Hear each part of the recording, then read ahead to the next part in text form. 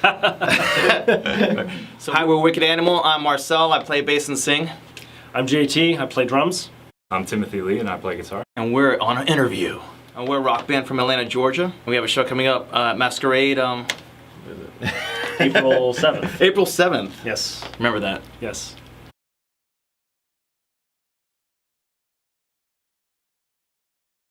When I first got interested, I was probably in 6th grade, and my parents had actually, they didn't really listen to music so much, so by the time I started playing the drums, I was listening to a lot of the stuff that was just on the radio at the time. But this was the early 90s, so I quickly picked up musical tastes from the early 90s grunge, the Pearl Jam, the Soundgarden, the Nirvana, Alice in Chains, all of those. I'm still a rocker at heart. My taste, I wouldn't say they've changed, I would say they've diversified. Not only do I listen to a lot of rock, I listen to a lot of pop, a lot of electronic stuff. That's kind of where my background is. Music to me is basically the soundtrack of my life. You know, ever since I first got into it, just, created an entire world around me. So whenever I listen to songs from, 20 years ago, I can pretty much time transport and back to that era. It's definitely just a soundtrack, to my entire life. The music means everything to me. I love the way music can represent a little slice of life and tell you a story and have a raw honesty that you really can't find in other art mediums. I think music brings people together, it inspires people. We really love listening to music and playing music. My first live show was a classic. It was David Bowie with 9 Inch Nails. I was 15 at the time. Of course, I was there for 9 Inch Nails, and because I was 15, I didn't appreciate David Bowie at the time. But it was a fantastic show. He and Trent actually did a couple of songs together. Trent actually played saxophone on a couple of David Bowie sets. It was fantastic. Yeah, my first show was the Everclear show at the 930 Club in Washington, D.C. And just a bunch of us got together and checked it out. At the time, they were pretty hot with their single, and it was a great time, living in the middle of the 90s, during the grunge explosion. My first concert was Lenny Kravitz's Everlast and the Black Crowes. I'll never forget that when I was about 12 years old, seeing that at Blossom Music Center in Akron, Ohio. I think that really shaped my love of music and seeing live shows for my entire life. Yeah, I think the Atlanta music scene is great because you have a variety of different genres. Whatever kind of genre of music you play, there's a scene for you. It may not be the biggest scene or the most popular scene, but it's there for you to connect and grow as a musician. Yeah, Atlanta in itself is a giant melting pot of, genres. We've come across people who are rappers, singer-songwriters, and they all want to work together and build a scene, which is great because now instead of having all these little individual groups, we're all actually working together towards the same goal, and that's just, promoting the Atlanta music scene. There's a lot of talent here. We've noticed that Atlanta's extremely musician-friendly. It doesn't have to be within genres, it's cross-genre a lot. We've had a lot of folks just come to us and want to play, and they don't even play our genre, but they want to play together, and it's been a lot of fun building that community and learning a lot from different musicians of different genres. Now that we're putting shows together with bands in the area, it's really enhanced the shows in general because when we're going to these shows, instead of just showing up and playing the set and leaving, and we're actually working with the bands and, we actually watching them, listening to them and really enjoying the music as a night in general compared to just, I'm here for my set and not really caring about anything else. We're really building a community of bands that, like each other's music and support each other at shows.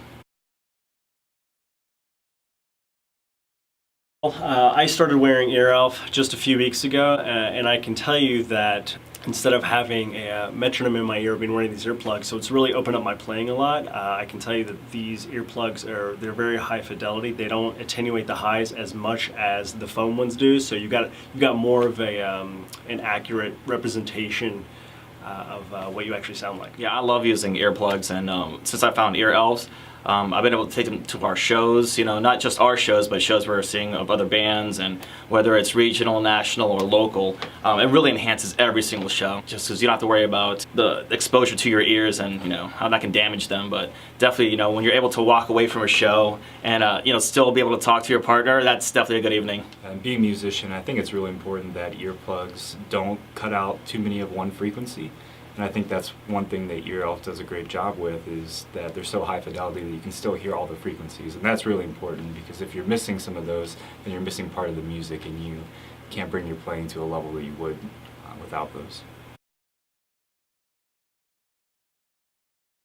We are in the process of recording a new 5-song EP. We hope to have that released sometime this summer. It's going to be fantastic. We're in production right now. We're hoping to have that wrapped up in the next few weeks. We're really looking forward to our show April 7th at the Masquerade.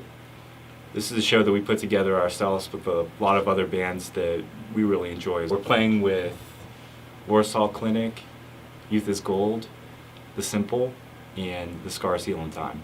We'll be playing at Masquerade April 7th, May 11th at Smith's Old Bar. May 18th at May the Earl. 18th at the Earl for the 500 Songs for Kids. That's a great charity to be a part of. They help a lot of kids who are not in the best shape, and they promote music and help them achieve like music inspirations that they have. So that's a huge thing that really inspired to be a part of.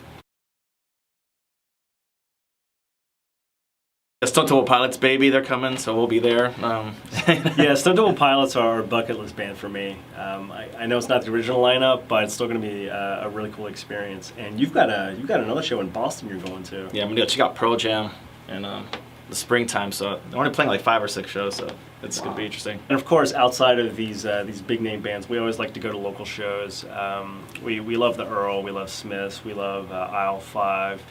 We love 529, like all those little smaller venues. You get to kind of support your local musicians and just kind of help build that community. You can check us out on Spotify, Wicked Animal, but we also have a Spotify playlist, has a bunch of local bands, everything between rock to heavy blues, all that good stuff that's happening out right now. That's called Atlanta Rocks. So just search Atlanta Rocks and you'll get hooked up.